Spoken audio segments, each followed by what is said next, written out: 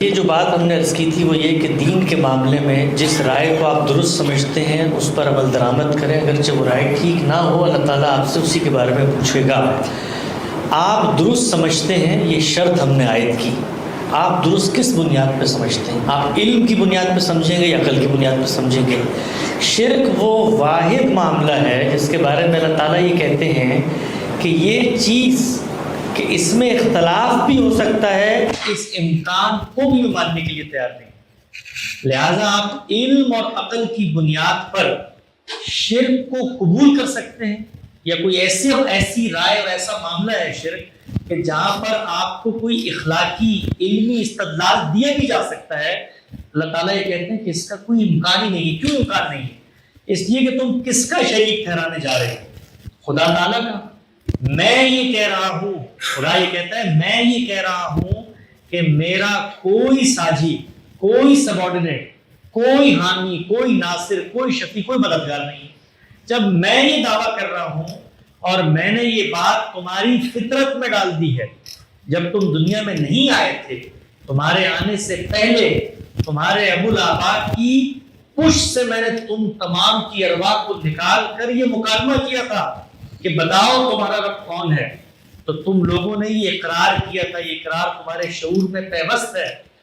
کوئی پیغمبر کی دعوت نہ آئے۔ قرآن مجید یہ کہتا ہے کہ قیامت کے دن جب کوئی شخص یہ عذر پیش کرے گا کہ ہمیں تو ہمارے بڑوں نے یہ بات بتائی تھی، ہمیں تو ہمارے احبار نے، ہمارے رہبان نے، ہمارے مذہبی پروہت اور فریسیوں نے یہ بات بتائی تھی، تو اللہ تعالیٰ کہتے ہیں کہ بھائی شرک تو ایسی چیز ہے کہ کسی شخص تک پیغمبر کی دعوت نہ بھی پہنچی ہو، کوئی امیزون کے جنگل میں پیدا ہو گیا، وہ بھی یہ عذر میرے سامنے لا کر نہیں رکھ سکتا کہ جی میں نے شرک کر لیا، اس لیے کہ شرک نہ کرنے کے لیے کسی علم کی ضرورت نہیں ہے، شرک کرنے کے لیے آپ کو علم پیدا کرنا ہے۔ اگر آپ کو پیغمبر کی دعوت نہیں پہنچی نا، تو آپ کو کیسے پتا کہ ایک خدا اور اس کے 4 مددگار ہیں؟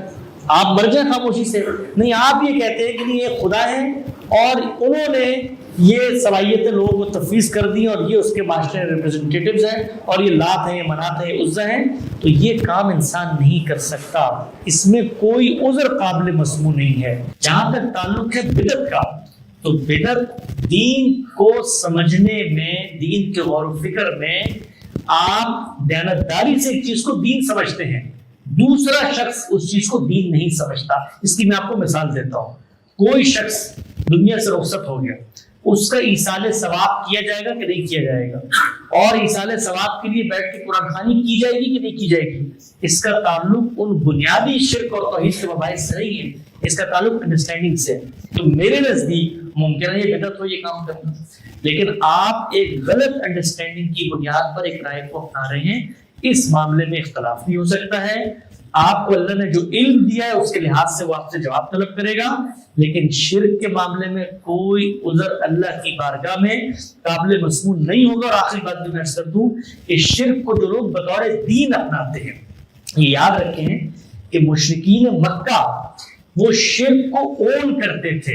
وہ کہتے تھے، سورہ زمر میں آیا ہے کہ ما نعبدوہ الا لیقربونا الی اللہ زلفی، ہم شرک کرتے ہیں، ہم اون کرتے ہیں شرک کو، اس لیے کرتے ہیں کہ یہ ہمارے بت ہمیں اللہ کے قریب کر دیتے ہیں۔ لیکن اہل کتاب وہ بھی شرک کرتے ہیں، قرآن مجید کہتا ہے، لیکن شرک کو اون نہیں کرتے۔ اور اللہ تعالیٰ نے جو سزا مشرکین مکہ کی متعین کی وہ اہل کتاب کی نہیں کی۔